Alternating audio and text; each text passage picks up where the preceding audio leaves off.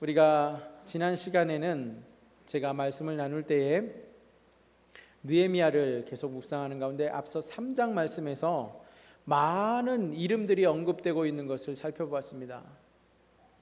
제가 무려 그 많은 구절들을 한 구절 빠뜨리지 아니하고 성도님들과 교독했어요. 기억하십니까? 생소한 이름들만 잔뜩 나열되어 있는데 왜 굳이 이것을 다 읽게 하느냐 마음속으로 생각하셨던 분들도 계실 테지만 그 의미가 뭐라고 말씀드렸어요? 그 다음은 바로 나의 몫입니다. 은혜를 우리가 그 말씀을 통하여 나눈 바 있죠. 그러면서 3장에서 보았을 때에 대제사장들은 엘리야십과 그 형제들이 제사장들이 함께 양문을 건축하였다 했습니다. 양문을 그들이 성별하고 건축하여서 문짝을 달고 건축한 것은 큰 의미가 있다고 했죠. 각자 자기가 가장 잘 알고 있고 자기에게 주신 은사를 활발하게 활용하여서 그것을 성벽을 건축함으로써 우리를 각자의 자리에서 맡겨주신 사명에 충실히 임하도록 그렇게 활용하셨다라는 것을 살펴본 바 있습니다. 이처럼 예루살렘 성벽은 그 성벽을 재건하는 일은 그냥 마음 맞는 사람 몇몇이 모여서 이루어진 것이 결코 아닙니다. 이 일을 위해서 모두가 함께 나아가서 마음을 모아 같은 목적으로 일을 했을 때에 이루어진 역사였습니다. 계속해서 그 다음은 이야기했던 것은 바로 오늘 우리에게 주시는 사명이 있기 때문에 우리가 그 말씀을 받았습니다. 그렇습니다. 이 중대한 일은 느헤미야 같은 위대한 리더 혼자서 할 수 있는 일이 아니었습니다. 왕의 모든 조서와 재력을 지원받았다고 해서 돈으로 또는 힘으로 권력으로 재건을 할 수 있는 것이 아니다라는 것을 가르쳐 주었습니다. 우리 공동체가 그렇습니다. 우리 교회가 그렇습니다. 돈으로 짓는 것이 아닙니다. 한 사람이 나선다고 해서 일이 이루어지는 것도 아닙니다. 각자 주어진 달란트와 자리에서 다 함께 마음을 모아서 일을 할 때 그 큰 역사를 이루어낼 수 있다라는 겁니다. 우리 교회 공동체 전체가 함께 일을 할 때에 진정 하나님께서 우리에게 주시는 그 아름다운 일들을 그 꿈들을 이루어갈 수 있는 줄 믿으시기 바랍니다.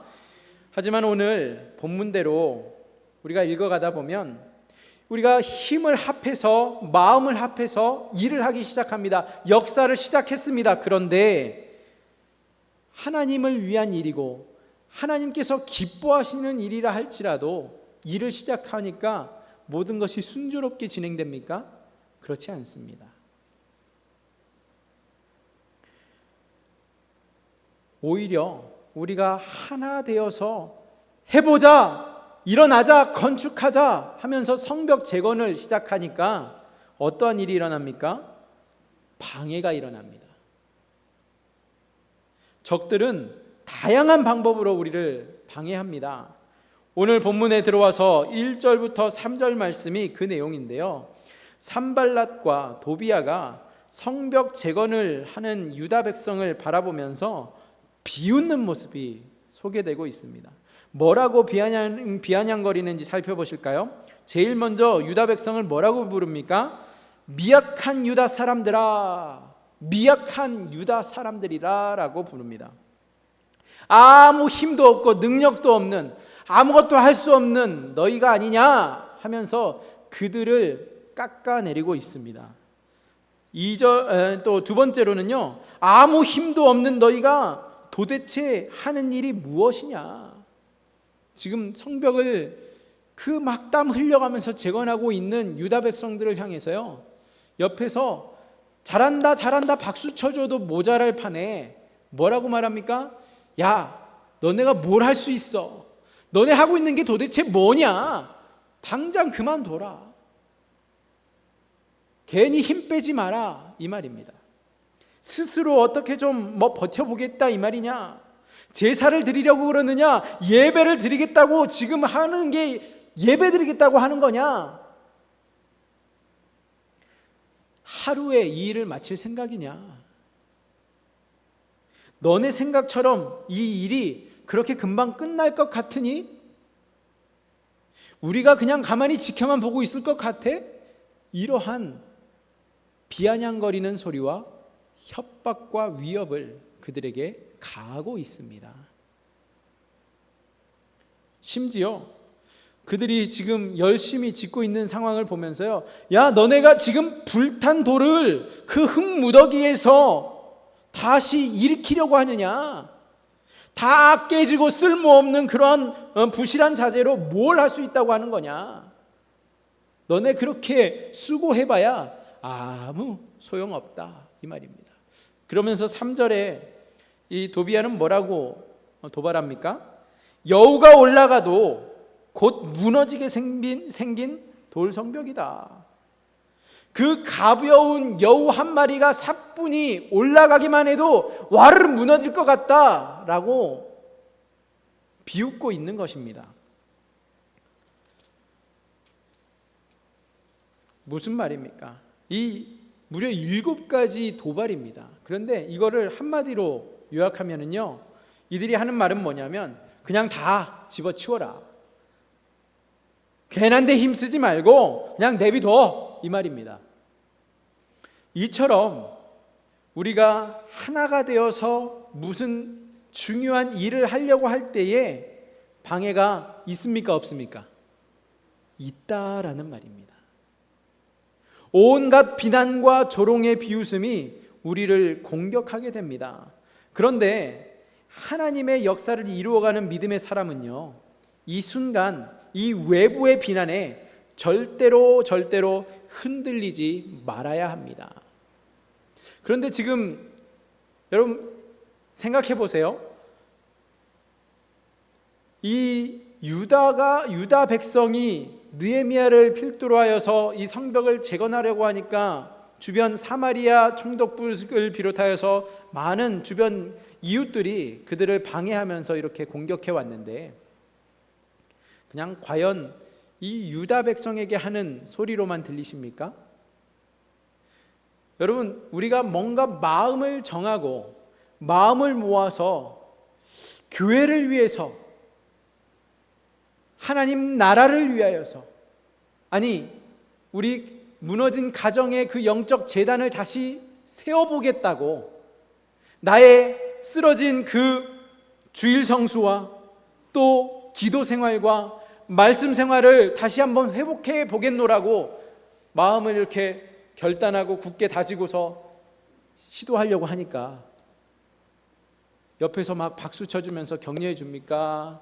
아니면 계속 없던 문제도 만들어내면서 야, 네가 뭘 한다고 그러냐, 또 작심삼일 아니냐, 해봐야 뭐 금방 그만둘 거 뭘 시도하냐, 도리어 막 이렇게 비아냥거리면서 방해하는 소리가 있지는 않습니까? 그렇지 않아요? 교회에 봉사 좀 해보겠다고 마음 먹으니까 네가 언제 그랬다고, 아이고 네가 뭐 할 줄 아는 게 있느냐, 그냥 가만히 조용히 있어라. 하나님께서 주시는 마음일까요? 원수들이 우리의 귀에 끊임없이 늘어놓는 방해의 말들일까요? 맞습니다. 우리도 뭔가 하나님께서 우리에게 주시는 그 마음에 순종하고자 하는 마음으로, 순수한 마음으로, 순종하고자 하는 마음으로 나서기만 하면 없던 문제도 생기고요, 계속해서 나를 응원해 줄 것 같던 사람들도 도리어 나를 비난하는 모습이 있습니다. 그것도 많이 있습니다. 그렇다고 해서 우리가 그만두면 되겠습니까? 하나님의 역사를 이루어가는 믿음의 사람은 어떻게 해야 합니까? 외부의 그 비난에 절대로 흔들리지 마시기 바랍니다. 하나님 주시는 마음에 순종하기 위하여서는 적들의 공격은 내가 잘하고 있으니까, 내가 바른 길로 가고 있으니까 일어나는 것이다 생각하시면서 가뿐히 넘기시기 바랍니다. 비행기를 처음 고안해낸 사람은 누구인지 아십니까? 우리가 너무나도 다 잘 알고 있는 게 라이트 형제예요. 그런데 실제로는 라이트 형제가 아닙니다. 실은 랭글리라는 박사였습니다. 그는 1898년 미국 군사기관과 협의하여서 그때 당시 5만 달러라는 적지 않은 엄청난 그 금액을 투자를 받아서 작업에 들어갑니다. 그리고서 1901년에 무거운 그 가솔린 동력의 그 무인 비행기를 성공적으로 실험을 끝낸 사람입니다. 이제 그는 성공을 눈앞에 두고서 1903년 10월 8일에 수년간 그가 연구해 왔던 그 유인 비행기를 실험하기 위해서 많은 사람들 앞에서, 많은 사람들이 지켜보는 가운데 그 비행기를 띄웁니다. 1903년 10월 8일 그 흥분을 가라앉히고 공중으로 비행기를 띄우는데 비행기가 안타깝게도 이륙하자마자 겨우 45m 떨어진 곳에 추락하고 말았습니다. 비판이 정말 냉혹했습니다. 야, 그럴 줄 알았다. 사람이 날 수 있다고. 아이고, 그럼 그렇지. 그러나 이러한 비판에 전혀 아랑곳하지 않고 이 랭글리는요, 계속해서 연구에 돌입합니다. 어떻게 하면 이 비행기를 띄울 수 있을까?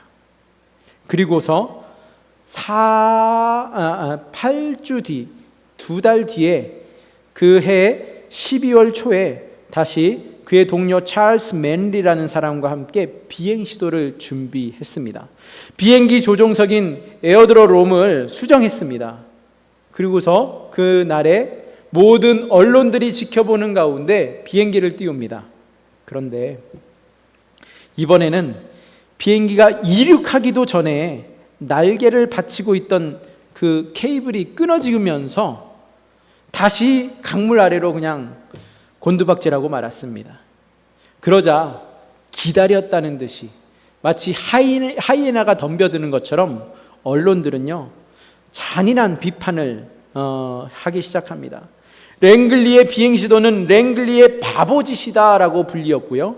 당시 뉴욕타임즈는요, 랭글리 교수가 시간과 돈을 낭비하는 비행 실험을 계속함으로써 과학자로서의 위대함을 위험에 빠뜨리지 않기를 바란다라는 기사를 내었습니다. 온갖 비난을 한 몸에 받아야만 했어요.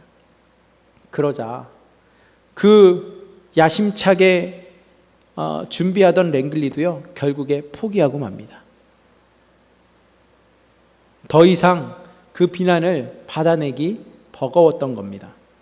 그리고 며칠 뒤에 유명하기는커녕 정말 제대로 교육조차 받지 못했고 작은 보조도 받지 못했던 오빌 그리고 월버라는 라이트 형제가 플라이어 아이라는 비행기를 노스캐롤라이나의 키티호크 해변 위에 날아 올렸습니다.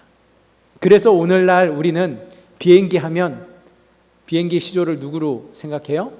랭글리라는 이름은 역사 속에 묻혀서 잊혀졌고 우리는 라이트 형제를 기억하고 있습니다.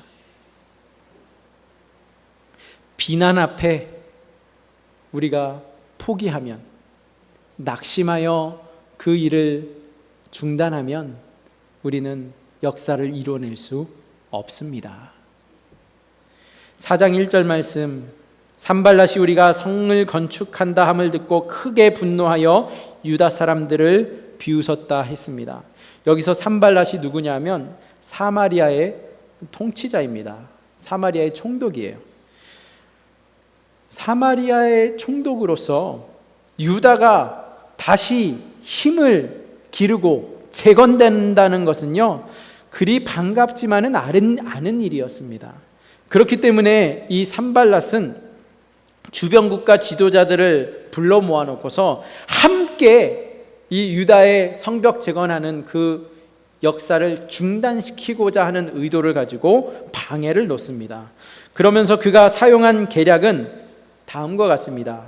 2절 말씀을 보면 그가 먼저 유다 민족의 정신을 약하게 만드는 일을 합니다.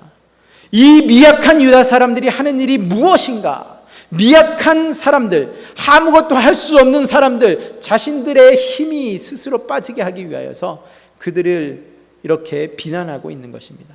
하루의 일을 마치려고 하느냐? 일을 하다 보면 사실 피로가 누적되고 힘이 빠질 때가 있죠. 그럴 때 주변에서 건네는 말 한마디가 우리로 하여금 다시 힘을 내서 마무리할 수 있게 도와줍니다.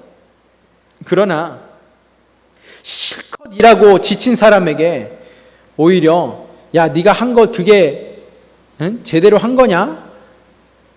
그걸 일이라고 했느냐? 그렇게 비난하고 힘 빼면 그 사람은 다시는 일어서기 힘든 법입니다. 그 사람은 쉽게 낙심하고 그 하던 일을 손에서 놓게 되겠죠. 느헤미야와 유다 민족이 성벽을 재건하는 데 있어서 이 적들은 어떻게 방해할까 고민하다가 먼저 그들의 마음을 막 흔들어 놓습니다. 마음을 무너뜨리고자 하는, 마음을 낙심시키고자 하는 방법을 씁니다. 그것이 그들이 최선의 방법이다 생각을 했어요. 암몬 사람 도비아가 이렇게 3절에서 외치고 방해하죠. 그들이 건축하는 돌성벽은 여우가 올라가도 곧 무너지리라 하더라. 방해는 있습니다. 우리가 피할 수 없는 일입니다. 방해를 우리가 받는다고 해서 일을 중단해서는 안 되는 것이죠. 중요한 것은 방해가 있을 때에 우리가 어떻게 대처하느냐입니다. 방해를 피할 수는 없지만 그 방해를 우리가 어떻게 대처하느냐, 그것이 중요합니다. 우리를 비웃고 우리에게 분노하고 우리를 조롱하고 협박하여도 외부의 비난에 흔들리지 않으려면 우리는 그 비난을 무시하고 사명에 집중해야만 합니다. 비난에 집중하면 우리는 낙심할 수밖에 없습니다. 그러나 비난은 무시하되 사명에 집중해야만 합니다. 이 유다 백성이 무너진 성벽을 재건하는 이유가 무엇이었습니까? 적들에게로부터 더 이상 수치를 당하지 말자 하면서 그들이 야심차게 성벽을 재건하기 시작하였던 겁니다. 낙심하여서 그들이 그 비난 앞에 포기하고 손을 놓는 순간 그들은 여전히 무방비 상태로 노출되어서 적들의 노략질과 적들의 그 공격 앞에 아무 저항 없이 당할 수밖에 없는, 수치로 나아갈 수밖에 없는 그러한 상태를 벗어나지 못하는 것입니다. 힘들 수 있습니다. 힘이 빠질 수도 있습니다. 그러나 우리는 사명에 집중해야 합니다. 사명에 집중하시는 저와 여러분이 되시기를 축복합니다. 외부의 비난에 흔들리지 않도록 우리는 사명에 집중하십시다. 비난의 목표는 하나님의 일을 중단시키는 것입니다. 그렇기 때문에 이유 없는 비난을 받는다고 우리가 절대 일을 그만두어서는 안 됩니다. 우리가 일을 하다 보면은요, 안 받아도 되는 오해도 사기도 하고요, 안 받아도 되는 욕을 먹기도 하고요. 그러나 우리가 받은 사명을 기억한다면 그까지 비난들이 우리의 역사를 막을 수 없다라는 사실을 기억하시기 바랍니다. 이어서 적들은요, 두 번째 공격을 시도합니다. 그들이 사용한 두 번째 전략은 무엇이냐면 7절, 8절 말씀을 보니까 그들은 예루살렘을 기습하여서 요란하게 하기로 하였다 소문을 퍼뜨립니다. 공포를 심어주는 겁니다. 언제 우리가 너희들을 쳐들어갈지 모르니까 너네 조심해라. 우리가 언제 공격할지 모르니까 성벽 건축하는 것을 그만두어라, 이 말입니다. 이에 대처하는 방법이 무엇입니까? 느헤미야는 4절, 5절을 보면 하나님 앞에 기도합니다. 그의 기도를 살펴보면 하나님 앞에 어떻게 호소하고 있습니까? 건축하는 자 앞에서 주를 노하시게 하였음이니이다. 무슨 말입니까? 건축하는 자는요, 유다 민족이 아니라 그들의 하나님 주 여호와이심을 말하고 있습니다.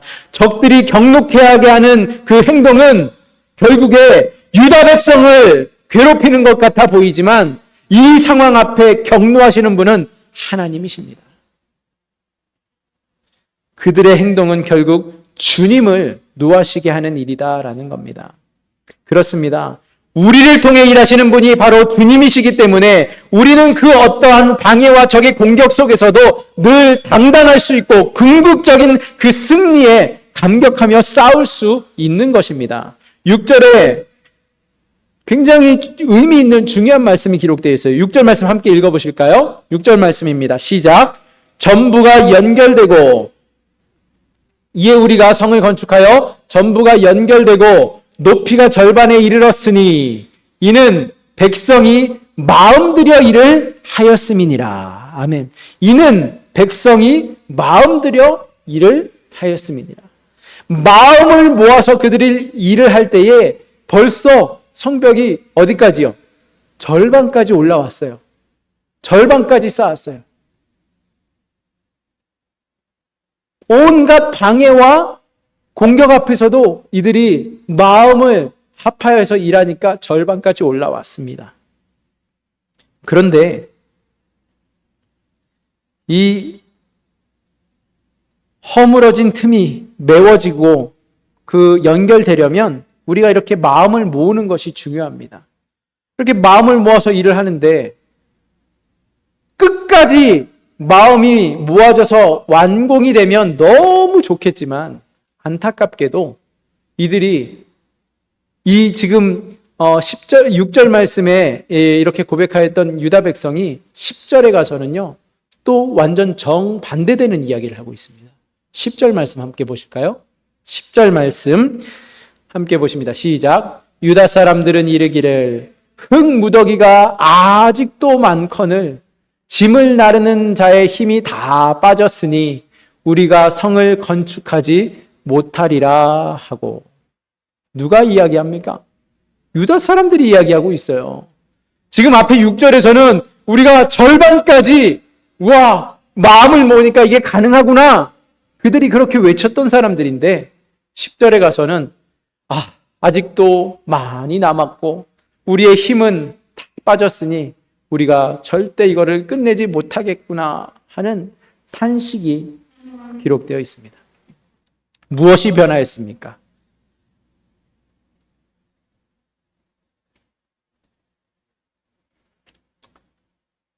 적들의 공격은 계속해서 거세지기만 합니다. 그냥 비방에 그치는 것이 아니라 그들에게 공포를 심어주었습니다. 너희가 모르는 때에, 너희가 기다리지 않는 때에 가서 너희를 살육할 것이다. 이 소문이 퍼지자 일하던 백성들은 손에 힘이 탁 풀린 겁니다. 언제 자칫 잘못하다가 우리가 무방비 상태로 그들을 맞이하는 순간 다 죽겠구나 하는 생각이 든 것이죠. 그런데 이 상황 속에 느헤미야가 이들을 어떻게 지도해 갑니까? 우선 기도입니다. 9절 말씀에 우리가 우리 하나님께 기도하며 그들로 말미암아 파수꾼을 두어 주야로 방비하는데, 우선 기도이죠. 우리의 안전은 주님께 있습니다. 우리의 도움 역시 주님께로부터 오는 것입니다. 우리를 앞서가서 지키시며 적들을 물리치시는 분은 다름 아닌 바로 주님이십니다. 또한 이들은 파수꾼을 두어서 정비하게 합니다. 우리는 기도의 파수를 계속 해야만 하는 겁니다. 우리의 나태해지는 부분이 바로 적들이 노리는 공격 포인트가 되기 때문에 그렇습니다. 그렇기 때문에 우리는 그러한 틈을 메우려면, 그러한 틈을 막으려면, 우리가 서로 다 연결시키려면 기도와 마음을 모아서 함께 섬김으로 나아가야만 합니다. 그럼에도 불구하고 우리에게 찾아오는 위기가 있습니다. 바로 외부의 공격이 아닌 내부에서부터 나타나는 적입니다. 바로 나약함입니다. 우리가 으쌰으쌰해서 성벽을 모두 연결하였고 반까지 올라갔다라고 하였지만, 그러나 이때 찾아오는 위기는 적의 위협이 아니라 그 이상의 괴력을 과시하는 위기인데, 내부 안에서, 내 내면 안에서부터 나오는 허탈함과 불안함과 피곤함입니다. 교회를 위하여서, 하나님의 나라를 위하여서, 나의 신앙 회복을 위하여서 다시 야심차게 시작하지만 속히 나에게 찾아오는 허탈함과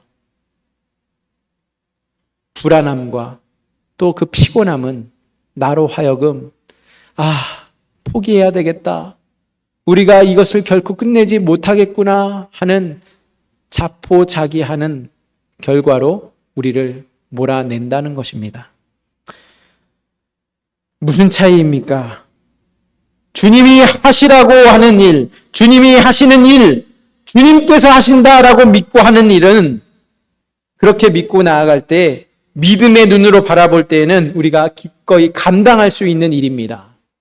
그러나 믿음의 눈이 아니라 사람의 눈으로 현실만, 문제만 바라볼 때에는 결코 우리는 감당할 수 없는 일이다라는 겁니다. 말씀을 맺겠습니다.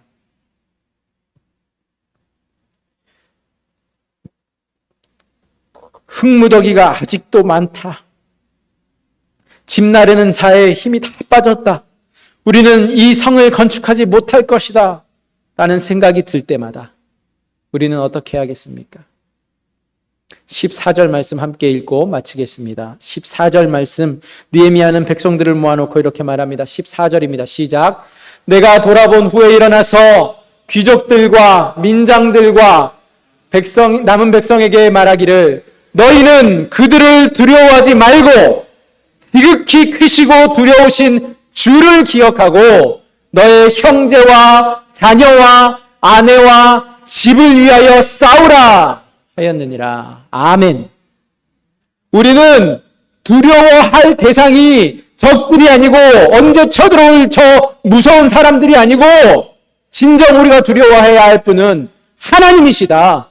그 하나님을 두려워하고 우리가 왜 이 성벽을 다시 쌓기 시작했는지, 우리가 싸우는 이 전쟁의 대상은 누구인지, 우리가 무엇을 위해 싸울 것인지, 누구를 지키기 위해 싸울 것인지 다시 기억하라입니다.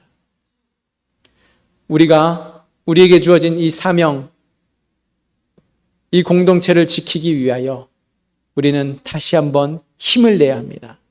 하나님을 바라보고 하나님을 의지하고 하나님을 믿음으로 우리에게 힘을 주시는 주님으로 인하여 우리의 그 사명을 끝까지 완수하는, 그리고 우리가 진정 지켜야 하는 우리의 가정과 우리의 자녀와 우리 다음 세대를 위하여서 끝까지 포기하지 마시고 이 싸움을 승리로 이어나가시는 저와 여러분이 되시기를 주님의 이름으로 축복합니다.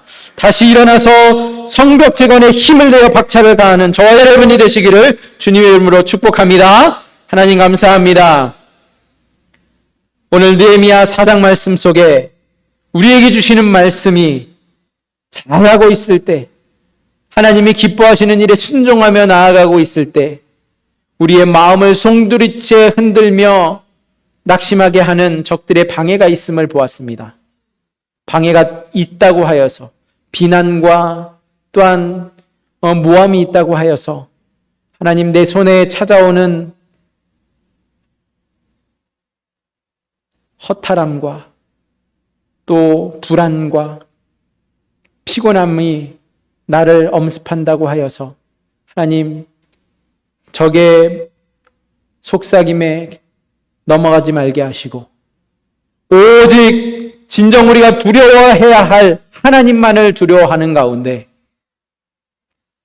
내게 능력 주시고 힘 주시어서 사명 감당케 하시는 주님으로 인하여 주님을 바라보며 목적을 향하여 달려가고자 하는 우리 모든 주의 자녀들과 또 우리 작은 권속들에게 하나님 은혜로 덧입혀 주시옵소서. 감사하며 예수님의 이름으로 기도하옵나이다. 아멘.